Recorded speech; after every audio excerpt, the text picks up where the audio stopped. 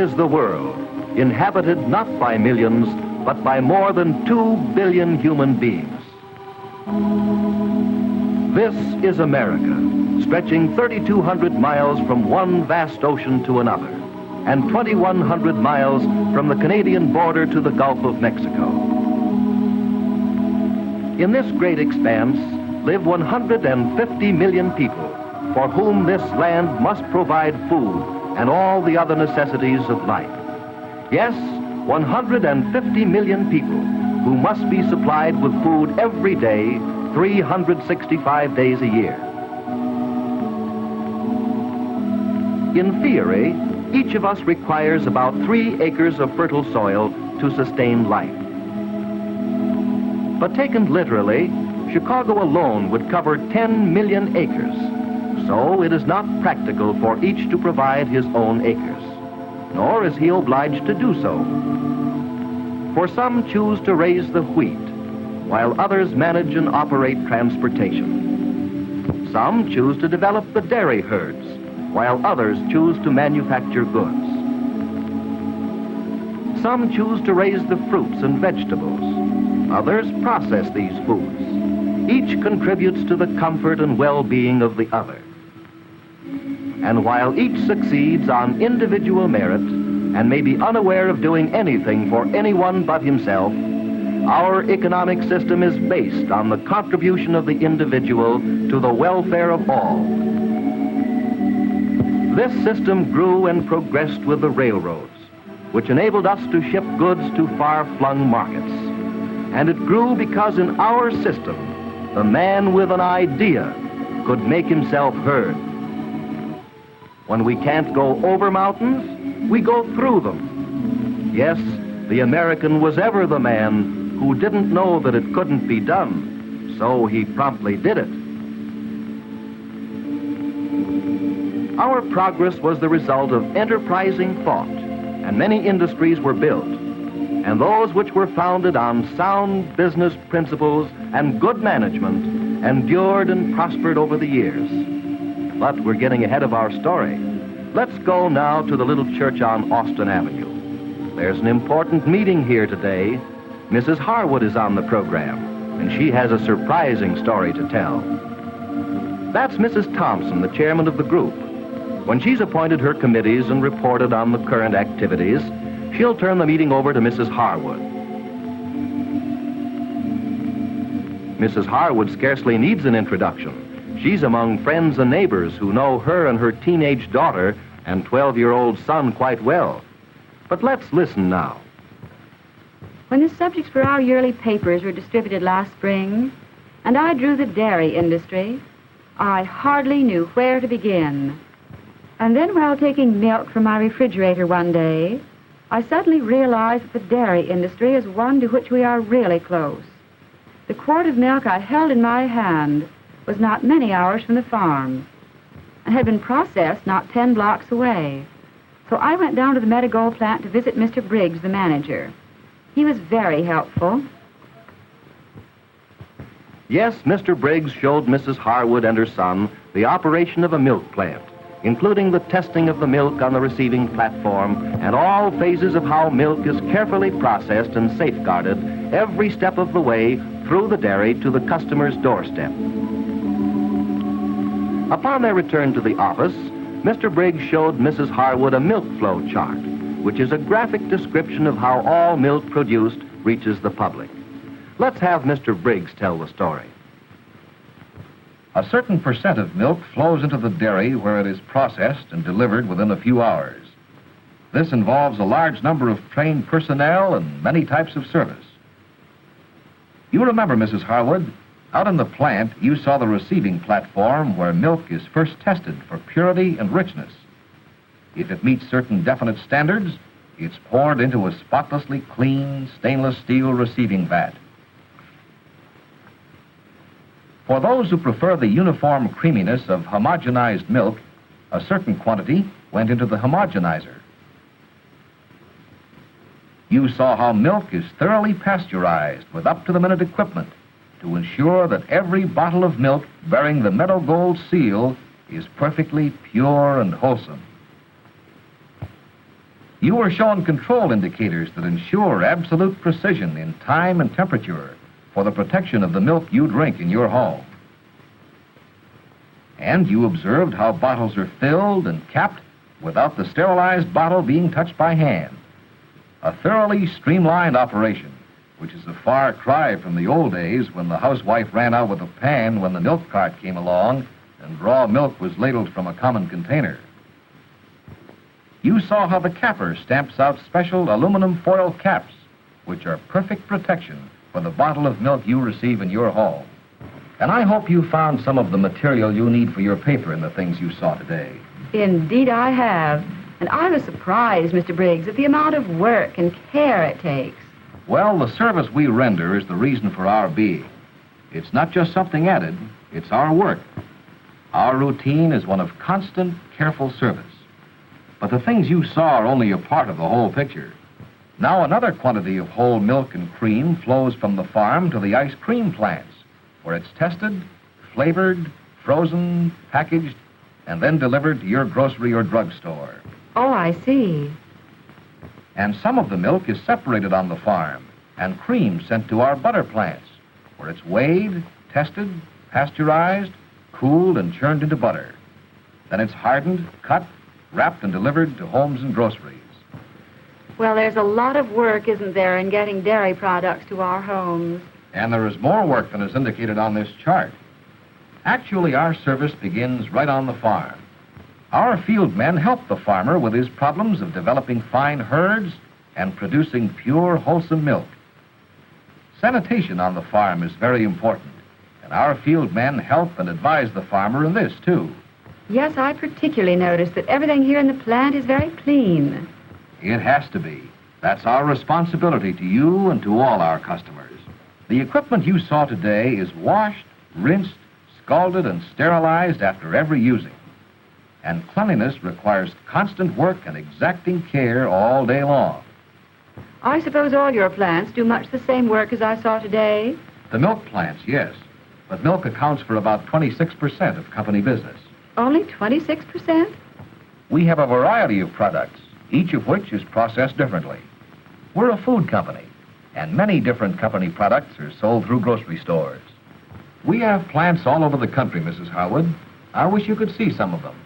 Well, perhaps we can. We're planning a trip this summer, and some of the plants may be right on our way. Well, say, Mrs. Harwood, you shop in Chicago quite often, don't you? What? Yes, I do. Next time you're there, stop and see our president, Mr. Haskell. He can give you a list of the towns where our plants are located. Oh, I doubt if the president of a big company would want to bother with my problems. He'll be glad to help you. And if there's anything further I can do, let me know. Goodbye, Mrs. Harwood, and come in when you get back from your trip. There are a lot of these plants I haven't seen myself, and I'd like to hear about them. Well, goodbye, Mr. Briggs. Thank you so much for all your help, and I will give you a full report when we return. And Mrs. Harwood accepts Mr. Briggs' suggestion that on their next trip to Chicago, she visit Mr. Haskell, president of Beatrice Foods Company, who can assist her in securing the information she wants for her paper. Mr. Haskell will see our visitors right away. In their walk to his office, they pass murals on the walls, which tell the story of Beatrice Foods Company and its many plants, and show the organization at work. Mrs. Harwood and her two children, Mr. Haskell. How do you do, How do you do, Mr. Mr. Harwood? Haskell? My daughter, Helen Ann. How do you do? Mr. Haskell? And my son, Art. How are you, young fellow? Won't you be seated? Thank you. Well, what can I do for you, Miss Harwood? First of all, I should tell you that I'm preparing a paper on the economics of food, and I've chosen dairy products as my subject. That's splendid. Now, the children and I are planning to take a tour of some of the historical spots of the United States this summer, and I thought of sort of working the two in together by stopping along the way and visiting some of the Meadow Gold plants. But I'm afraid I'm taking up your time with something that must seem trivial to you, Mr. Haskell. Not at all, Miss Harwood. I have spent most of my life in the dairy industry, and to me, every phase of the business is important. Now, I'd like to ask a favor of you, Miss Harwood. When you come back, stop in and see me again. Mr. Haskell gave us a list of the various plants around the United States, and I noticed at a glance that we'd have the opportunity of visiting many of them, as they were right on our itinerary. And as we left Mr. Haskell, Art made it clear that he was quite interested in the plants, too, particularly the ice cream plants. While you're here, Mrs. Harwood, why not begin by going through our Meadow Gold butter plant and see our fine laboratories and experimental kitchens all in the same plant? Oh, that would make a fine start for my paper. Do they have any ice cream plants? They certainly do, young fellow. Do they give away samples? Oh, Art, really? You choose your own flavors. Goodbye, Miss Harwood. Goodbye, Mr. Thanks Haskell. for coming in. Thank you for being so gracious. And Mrs. Harwood is glad of the opportunity to see more of Meadow Gold right in Chicago. Here we find her in the butter plant. This is one of the finest butter plants in the United States. It is one of many Meadow Gold plants which help supply the American people with butter. In this sparkling white-tiled room, giant churns with a combined output of 40,000 pounds daily are in operation. And Mrs. Harwood learns that good butter begins in the receiving room where cream from the farms is graded. Cream, which meets all tests, is pasteurized thoroughly, cooled to churning temperature, and then pumped into the churns by means of stainless steel pumps. These huge churns are filled half full of rich, high-grade cream, and then revolve at steady speed for 30 minutes. Let's have a look at that churn. No dashers here. The revolving motion does it all.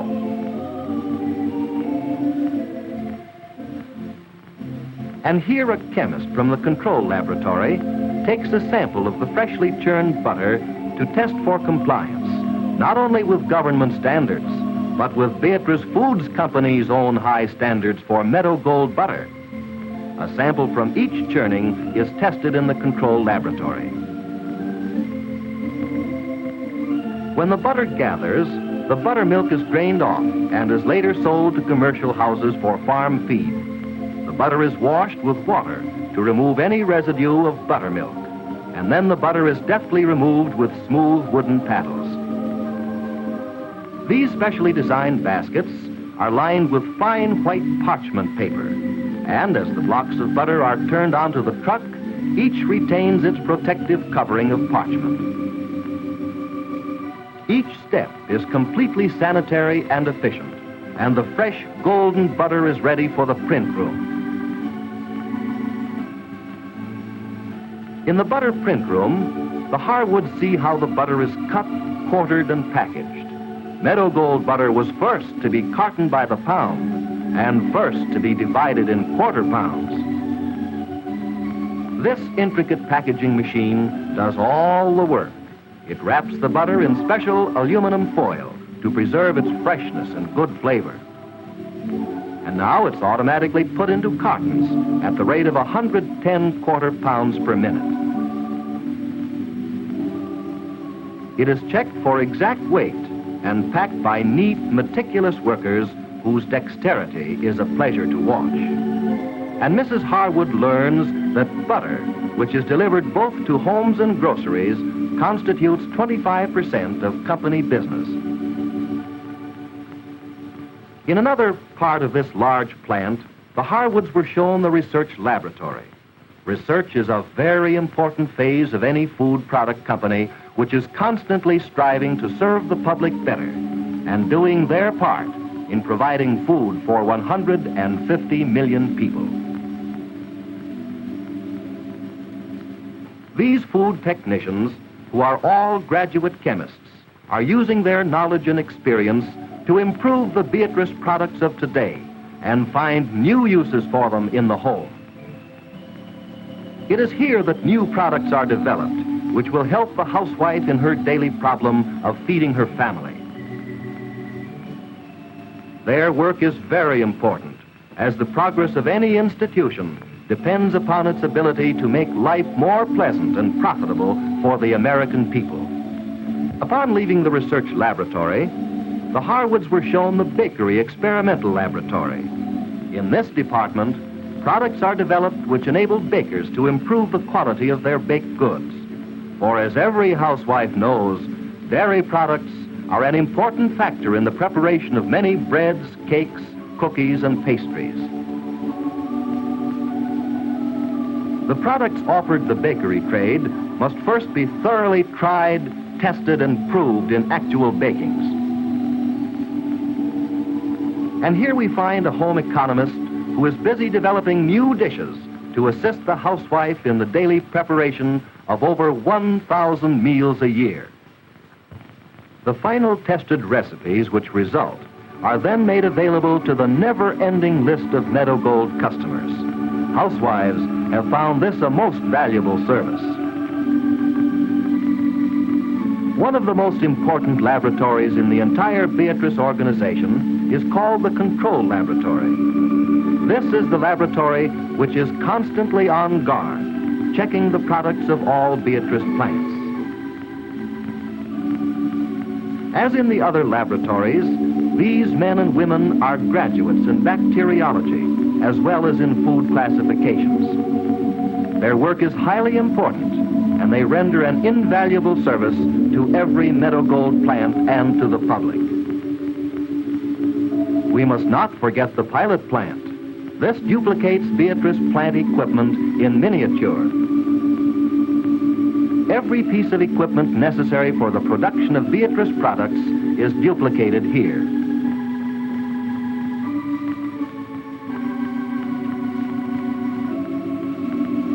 Here, constant effort is made to discover more economical ways to process the products of Beatrice, and the resulting information is passed on to each plant so that they too may have the benefit of the most efficient and economical production methods. Mrs. Harwood has received here some idea of the tremendous amount of time and labor necessary to help the entire organization in the most efficient methods of serving the American people. Well, school is out, and the Harwoods are on their way. We, of course, are most concerned with the phase of this vacation tour which concerns Mrs. Harwood's paper on the dairy industry. But let's join them in appreciating some of the lovely scenery along the way.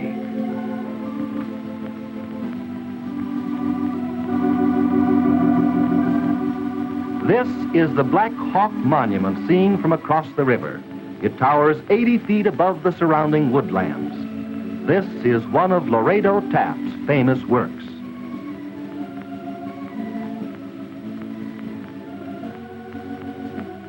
Let's catch up with the Harwoods as they're about to visit the Chocs plant. Chocs, as you know, is one of Meadow Gold's most popular food products. Here they learn how Chocs is made from fresh, whole milk and other top-quality ingredients.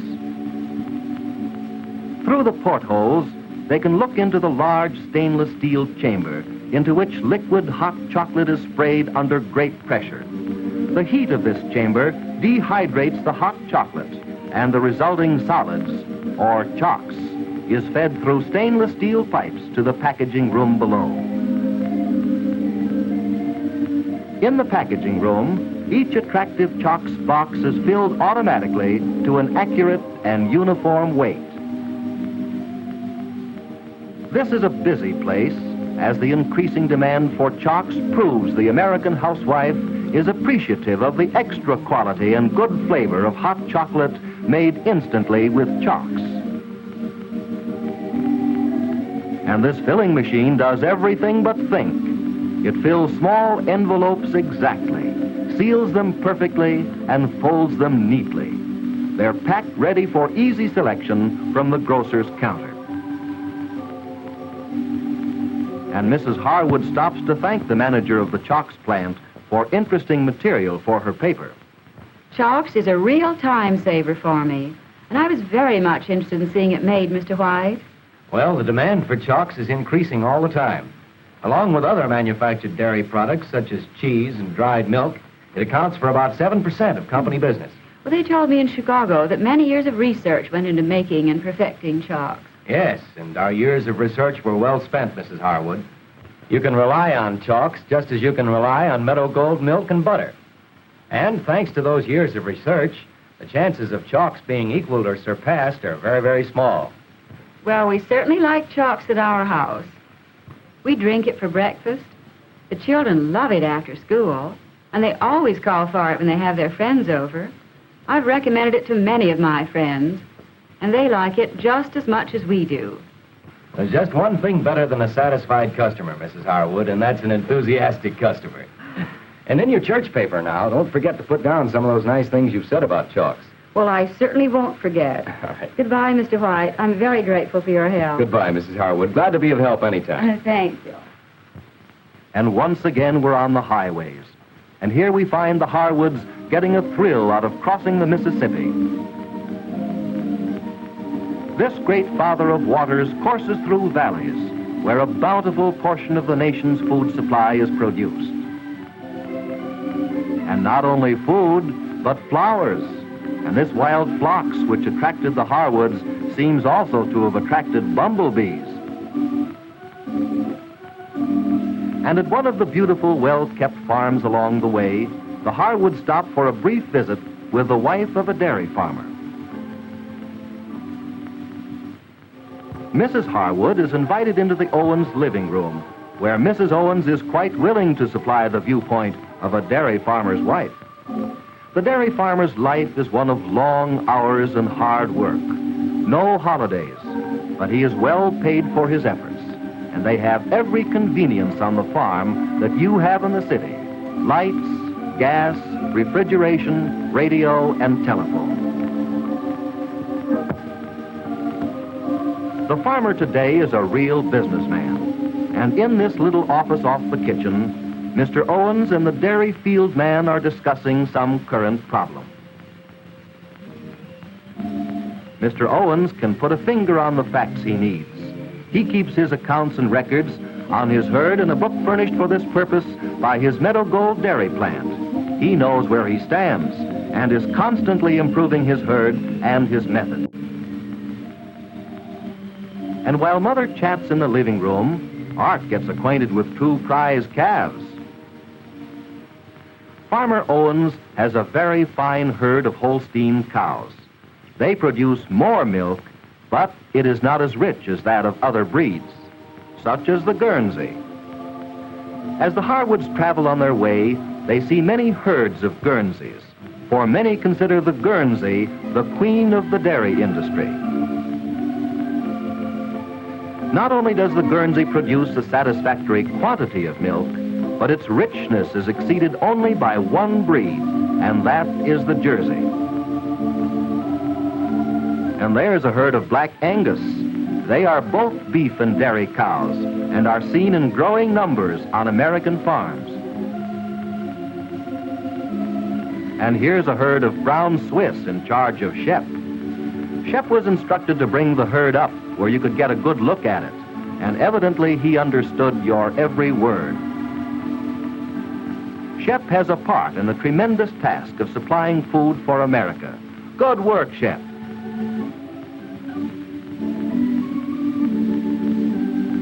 And as the Harwoods travel farther on, they see many wonderful sights, for there is probably no land with such variety of beautiful scenery. On their trip through the Rockies, the Harwoods meet Meadow Gold trucks, bringing fine Meadow Gold products from central plants to the smaller cities and towns. This service is very extensive and permits communities which could not afford the fine equipment and help of the large plant to share in the benefits of Meadow Gold products. This system of rapid transportation makes Meadow Gold products available everywhere. In the next Meadow Gold town, the Harwoods visit a refrigerated warehouse, and Mrs. Harwood gets some important facts for her paper. I'm not very clear as to how your plant fits into my paper on the food industry, Mr. Gordon. Well, if our service were to stop suddenly, housewives would soon notice the absence of many desirable foods from the grocery stores. We're the great community refrigerator, Mrs. Harwood, just like the one in your home. We keep perishable foods at the proper temperatures and distribute them when they're needed. Well, I suppose then that's why some foods never go out of season. Yes, the harvesting season on fruits and vegetables covers but 1 or 2 months of the year.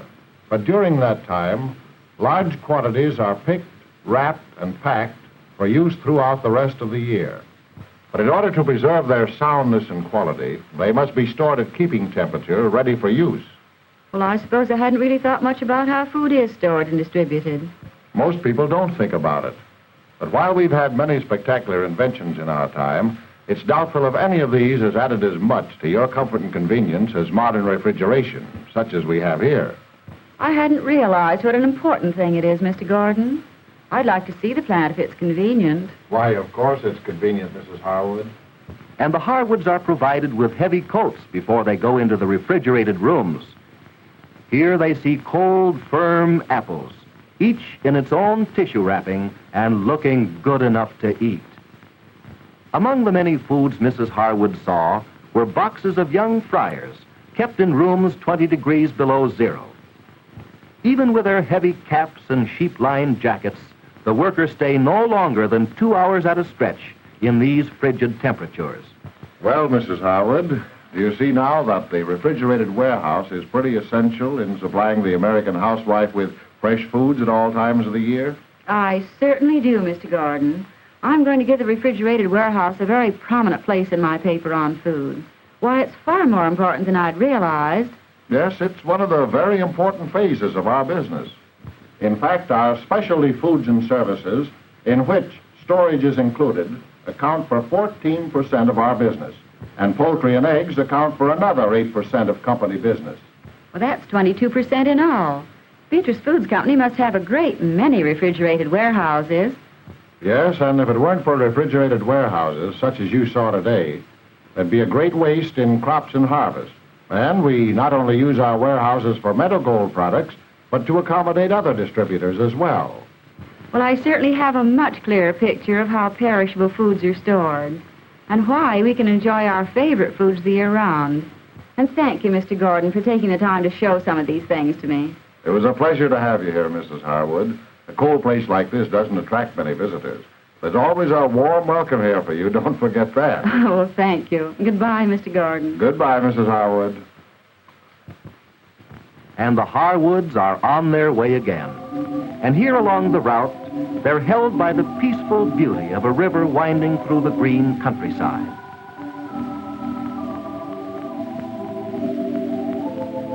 And in a little town in Ohio, in the center of a fine vegetable-growing community, we find the LaChoy plant, which is a subsidiary of Beatrice Foods Company.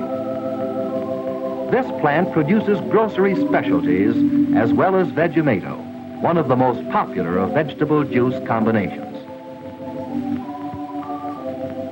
Here we see workers picking the red ripe tomatoes in the fields, and trucks picking up the baskets as fast as they are filled. These are taken to the LaChoy plant, where they are graded by federal inspectors, and then are placed in the tomato park, ready to receive their first bath in the large flume which carries them into the plant.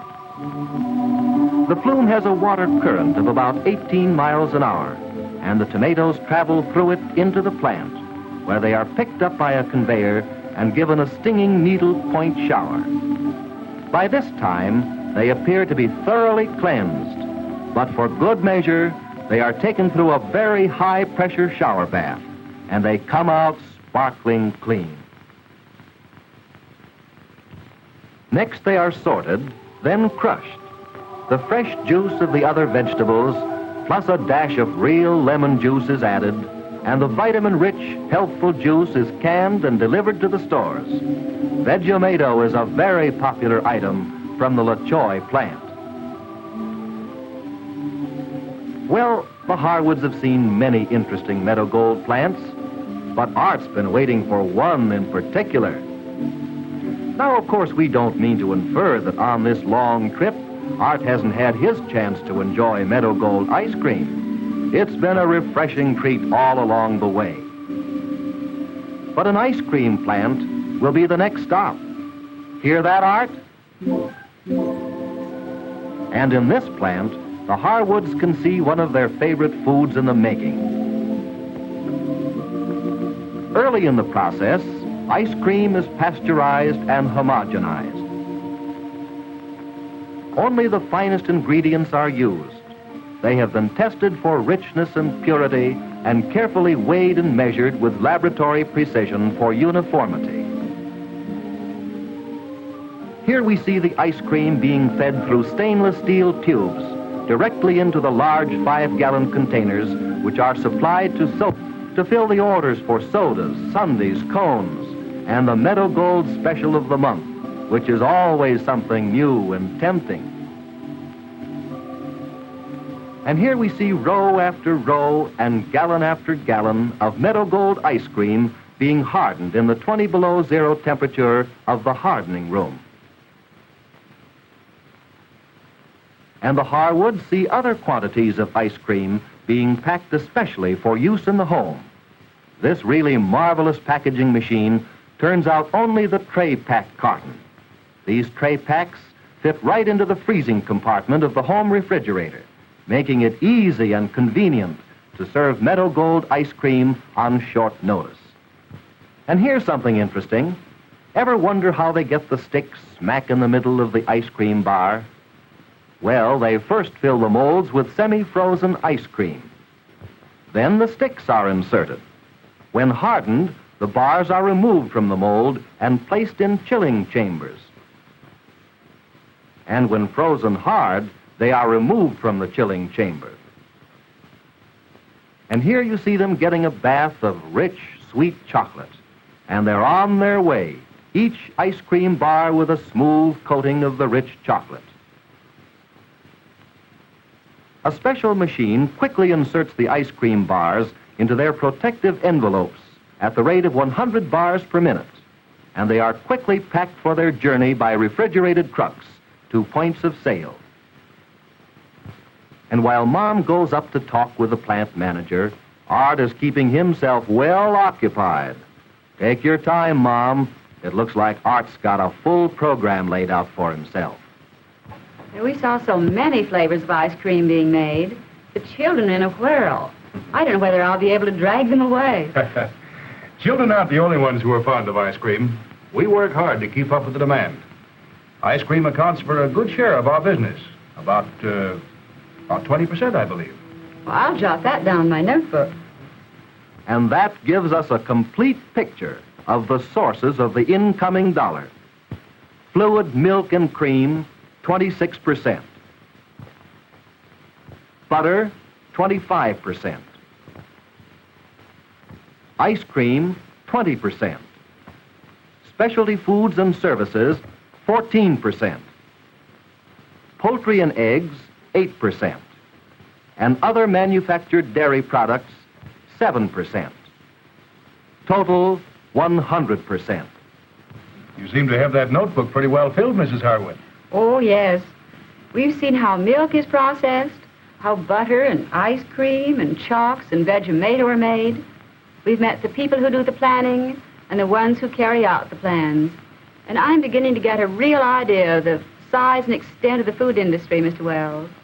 It must take a great deal of capital to run a business like this. It's true our stockholders supply the initial capital. When you come right down to it, though, it's the customer's dollar that keeps us going and permits us to progress. Let me show you how we spend that dollar, Mrs. Harwood. Oh, yes, here it is. We have a chart made up of figures based on our annual audited report, representing one of the most profitable years in our history. It shows how every penny of the customer's dollar is spent. Oh, that looks interesting. This represents the dollar that must buy all materials and ingredients, pay all salaries and wages, repair and replace equipment, and take care of the many expenses necessary in the conduct of the business. Well, from the way this is divided, it looks like someone gets the lion's share. Well, the lion's share, of course, goes for our basic materials and takes about 68 cents of the incoming dollar. Jot these figures down as we go along. They provide pretty interesting facts for your paper. That's 68 cents for basic materials? That's right. Over 68 cents of every incoming dollar goes to buy milk and cream from the farmer, to purchase sugar, fruits, flavorings. In fact, any ingredient that we need for the processing or manufacture of Meadow Gold products. Now let's add to that about 4 cents of every dollar for packaging. That is, the bottles for milk and cream, the cartons for butter and ice cream, and cans and all containers necessary to deliver goods in a sanitary and convenient manner. Just for the basic materials and the packages to deliver them in, we must spend 72 cents out of every incoming dollar. But that only leaves, 28 cents. That's right. What's left must cover all our expenses. Equipment, wear and tear on machinery and buildings, wages and salaries, taxes, everything. And, of course, we must have some profit left over in order to continue to operate successfully. Oh, of course. You remember, Mrs. Harwood, that everywhere you went, you met well-trained Meadow Gold employees. You saw office workers taking care of the daily routine necessary to keep accurate records and accounts and to transact business. You saw men especially trained to run the machinery in the plants. You met ice cream salesmen, grocery product salesmen, who were proud to wear the Meadow Gold insignia. Your own rockman at home is carefully trained, as are thousands of others, to sell Meadow Gold products and give good, reliable service. Yes, that's certainly true. Well, the wages and salaries of all these employees represent almost half of what's left after we have purchased our basic materials and packages. They receive the next largest cut, or over 13 cents of the incoming dollar. Now what's left of our dollar, Mrs. Harwood? There's a balance of just 15 cents. That's right. And what's left must cover many expenses. You remember, Mrs. Harwood, you saw the raw milk being brought into the plant. Oh, yes. First, that milk must be tested for richness and purity. That means the expense of special laboratory equipment and capable men to handle that equipment. Next, it was placed in a holding tank, where machinery and refrigeration mean an additional cost. And then milk and cream must be pasteurized. Pasteurizing machinery and all processing machinery must be kept in top-notch condition. So, for the maintenance, repair, and replacement of all equipment, and for the steam and refrigeration required in different steps of processing, we spend a little under 4 cents of the incoming dollar. Now what have we left? That leaves about 11 cents. That's right. Now 3 cents of that goes to provide trucks and pay the operating expenses, such as gas and tires and so forth. Included in this same amount of 3 cents is the cost of our advertising. That covers all the colorful, attractive store advertising you see. Advertising in national magazines, billboards, and every means necessary to acquaint people with our products. In order to progress, every food company must advertise, not only to acquaint present customers with new products, but to get new customers for established products. Now, that same 3 cents also covers equipment and supplies necessary to give prompt and efficient delivery service to our customers. I understand there's no delivery service in the world as efficient and economically run as dairy delivery service. Yes, our delivery service is something we can be proud of. And now how much is left of the dollar? I hope you don't have many more items to come out of this. There's only 9 cents left. And 2 cents of the 9 goes for such items as overhead. That is, for rent for buildings where we do business. Also, the telephone and telegraph service necessary to expedite business promptly. It covers interest paid and insurance on properties. And, as you may know, life insurance is made available to our employees on a basis that they couldn't hope to duplicate individually. Only a short period of service is necessary in order to be eligible. And the amount of insurance obtainable increases with the length of service. And here's another recognition of service that I'm pretty proud to wear. It means 20 years with Meadow Gold. Of course, many others have a much longer record of service. It must be a good place to work if so many employees have such fine records. The food industry is a very dependable one.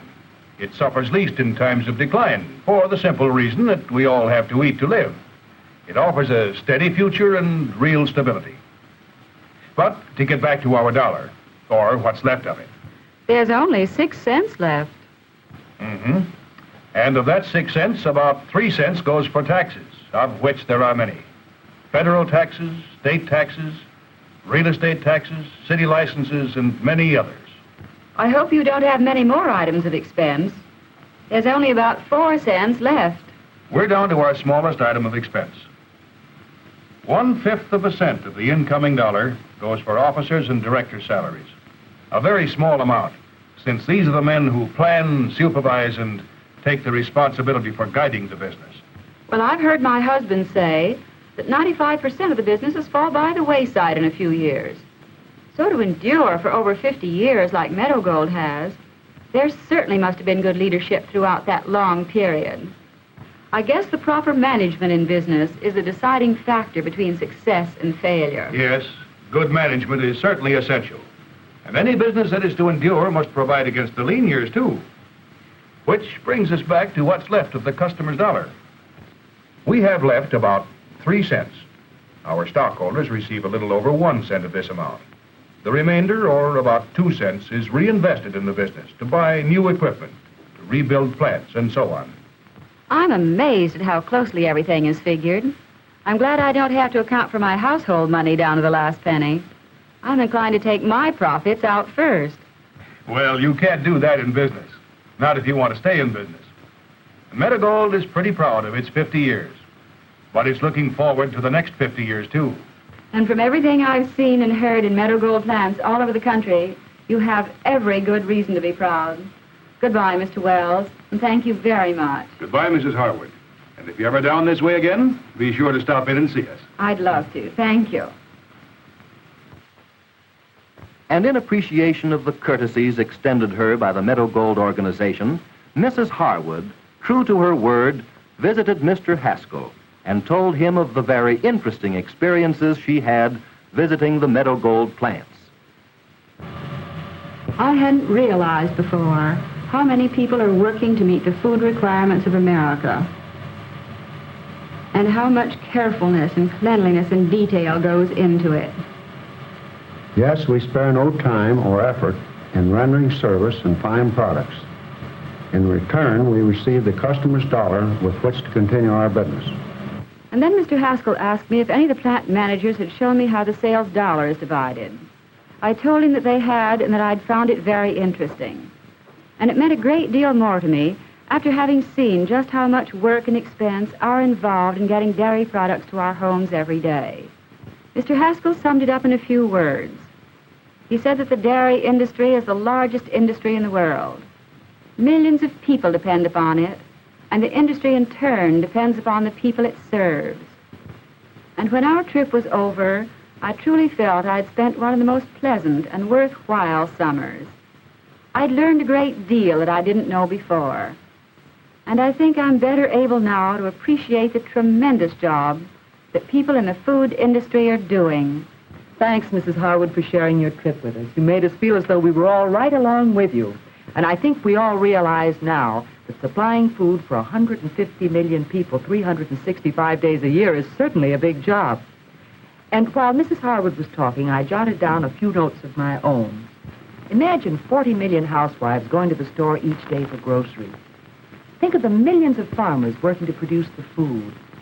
Then add to that millions of people in transportation who operate the railroads and the trucks. Then the many hundreds of thousands working in the food plants. Also, there must be thousands of grocery stores ready to serve us. That really gives us some idea of the tremendous scope of the food industry. That's absolutely right, Mrs. Thompson. And here's how Beatrice Foods Company is fulfilling its share of the task.